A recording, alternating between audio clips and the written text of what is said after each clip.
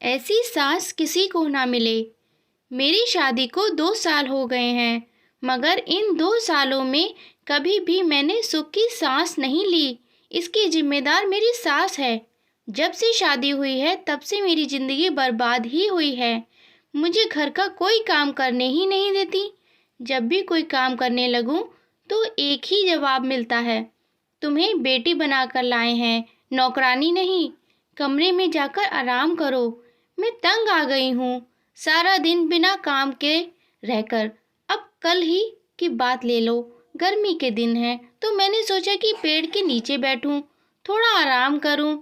लेकिन मेरी सासू माँ ने तो कमरे में ही एसी लगा दिया कि बाहर बैठोगी तो रंग काला ना पड़ जाए। तुम पापा की परी हो, हमारी भी नाजुक सी गुड़िया हो। क्या करूं? इतना दिल करता है कि घर के कामकाज करूं, सारे काम करना भूल गई हूँ। मायके जाऊं तो माँ डांट लगाती है कि ससुराल में हाथ बटाया करो।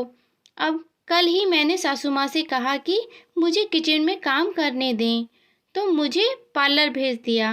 कहने लगी अपनी लुक संवार लो, घर के कामकाज के लिए तुम्हारी ननद है ना।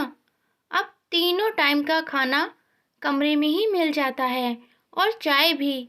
पति से शिकायत की तो पति कहने लगे इस मामले में मैं कुछ नहीं कर सकता, मैं माँ से बात नहीं कर सकता, तुम्हें ही सब्र करना होगा। आज सुबह ही सासू माँ पति से कह रही थी कि इसे किसी ठंडी जगह पर घुमाने ले जाओ, यहाँ बहुत गर्मी पड़ रही है। मैं तो तंग आ गई हूँ इन सब चीज़ों से।